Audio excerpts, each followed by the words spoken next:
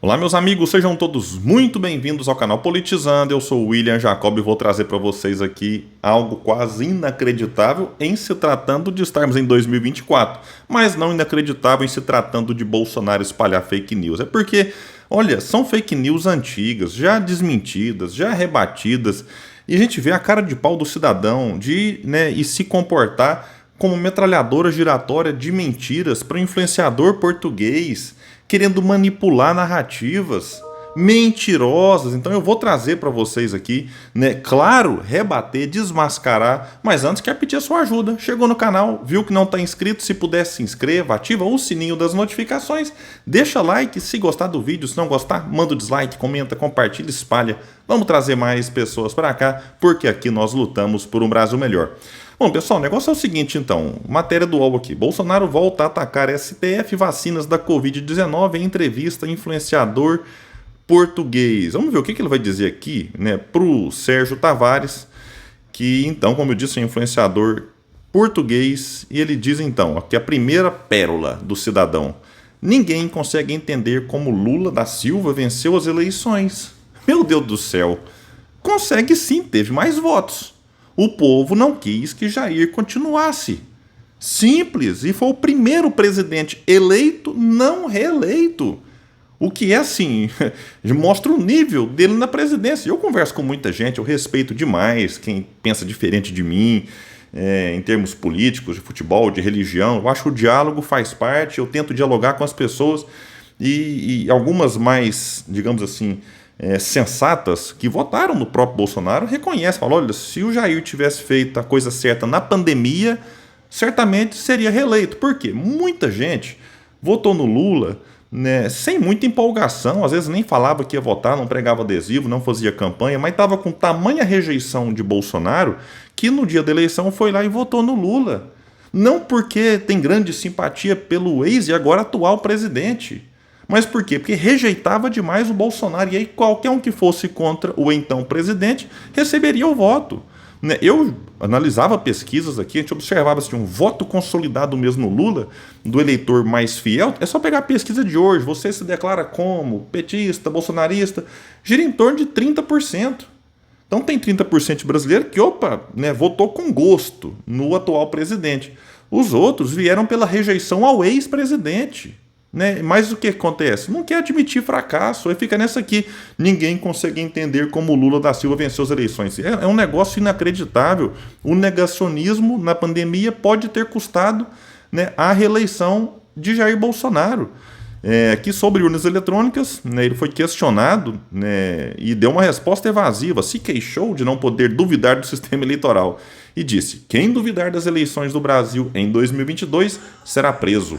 Preciso falar mais alguma coisa?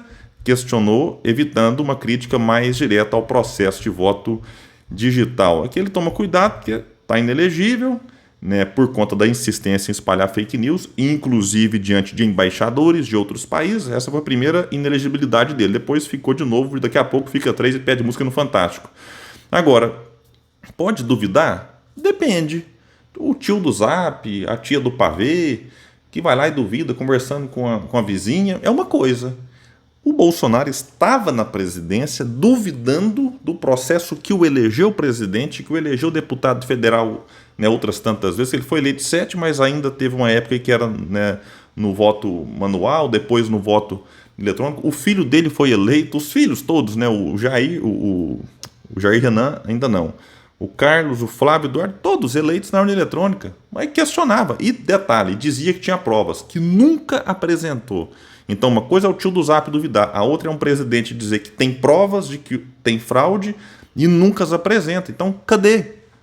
Além de tudo é covarde, porque se ele tiver e não apresenta, é covardia, medo? Ou é um mentiroso que dizia que tinha sem ter? De duas uma, ou é um mentiroso ou covarde.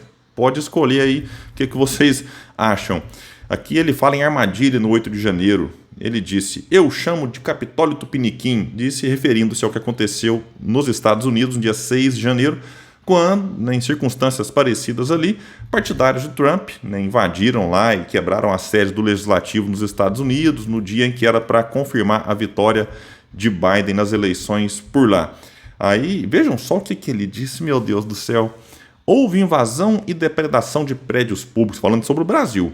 Se bem que, quando esses brasileiros chegaram lá, tudo já estava quebrado. Afirmou, diz a matéria, que em desencontro com os fatos constatados pelos inquéritos conduzidos pelo STF e pelas CPIs no Congresso e na Assembleia Legislativa do Distrito Federal. Meu Deus do céu, até hoje está com essa ladainha de que já tinha coisa depredada quando os patriotas chegaram lá. Pelo amor de Deus, não sei qual das teorias da conspiração é pior. Se achar que foi esquerdista infiltrado ou se é de que chegou lá já estava tudo quebrado. Ele vai ter que escolher qual mentira, porque as duas também, peraí, se foi esquerdista infiltrado que quebrou depois, e aí? Ou antes, o que aconteceu? Negócio realmente muito esquisito, mesmo assim, a loucura, né, de Bolsonaro nessas questões todas. Voltou a falar em tratamentos ineficazes. Diz aqui que, por ocasião da pandemia, busquei estudar ao máximo sobre o que estava acontecendo. Bolsonaro estudando não combina as duas palavras. Cheguei a uma conclusão óbvia. Qualquer medicamento ou procedimento, quem tem que decidir são os médicos. Durante a crise, vai dizer que é matéria, porém o então chefe executivo entrou em embate direto com seus ministros da saúde, que tentavam seguir os protocolos contra o vírus reconhecidos na comunidade científica. Tipo assim, o Mandetta era médico. Estava lá tentando fazer, e o Bolsonaro mas não quer. Ele quer o médico que dizia que ia, né, a favor da narrativa mentirosa deles. Aí os médicos que estavam em defesa da ciência não servia e era chamado de comunista, de que não sei o que mais das contas. Então, um negócio de doido. Olha, francamente, é cansativo. Em 2024 você ter que vir aqui rebater esse tipo de coisa. Aqui vai dizer, inclusive, a matéria, bem lembrado, que segundo especialistas ouvidos pela CPI, o país poderia ter evitado até 400 mil mortes pela doença se tivesse adotado as medidas adequadas contra a proliferação do novo coronavírus. Sim, isso aqui é um fato.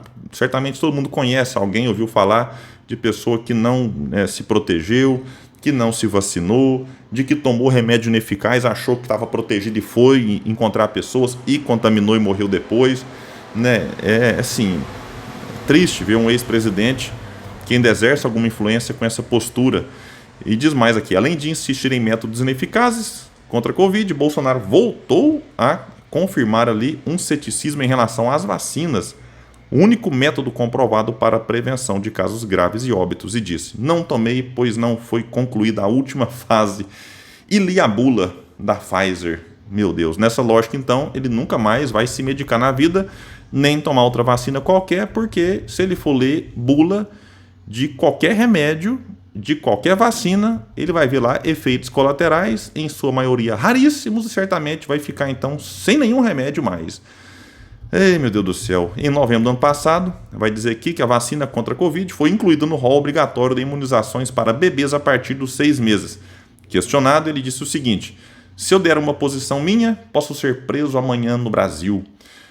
Os pais é quem tem que decidir, no meu entender. É bom lembrar que vacinação para bebês já é obrigatória para inúmeras outras vacinas e os pais não têm que decidir. É obrigatório, a escola exige, se for viajar, exige, enfim. A de Covid foi implementada nesse grupo porque houve um aumento nos casos nessa faixa etária. E para fechar o show de horrores, ele se queixou da cobertura midiática sobre a operação de busca e apreensão que teve como alvos os endereços de seu filho Carluxo, no âmbito da investigação que apura suspeita de uso indevido da estrutura da ABIN para espionar adversários. Aí ele, cobertura midiática e não sei mais o que. Olha, o Carluxo, vereador no Rio tem aí não sei quantos anos, virou quase que um vereador federal, né? Porque era para trabalhar no Rio, mas ficava mais em Brasília do que no Rio de Janeiro, ou ficava muito em Brasília, para ser mais exato aqui, né? Enfim, e aí agora está aqui, filho de um ex-presidente, é uma pessoa que está na mídia mesmo. Ou será que o Jair acha que se fosse o filho do Lula, se fosse o filho de Ciro Gomes, se fosse o filho de um outro político com alguma expressão, que a mídia também não estaria explorando se fosse nesse sentido algo gravíssimo, que é você colocar a ABIN, né, e criar uma estrutura paralela da ABIN para investigar, para, enfim, fazer o que fez, agora não é nem suspeita mais, está comprovado, né, que teve gente aí que foi sim, né, espionado de maneira ilegal, né, durante o governo de Bolsonaro. Aqui eu só saber agora quem que vai pagar por isso. Vamos tentar jogar na conta de um ou outro aqui menos importante, vamos tentar tirar o corpo fora do Ramagem, que era o chefe, do Jair, que era o presidente e chefe do Ramagem, mas a coisa realmente é muito feia e a cobertura midiática faz sentido pela gravidade e sim pela posição do Carluxo. Pessoal, então é isso, né? O que é que vocês acharam? Deixa aqui, o comentário é sempre muito importante. Quem puder, espalhe o vídeo. Vamos trazer mais pessoas para cá, porque aqui nós lutamos por um Brasil melhor. Até mais, gente!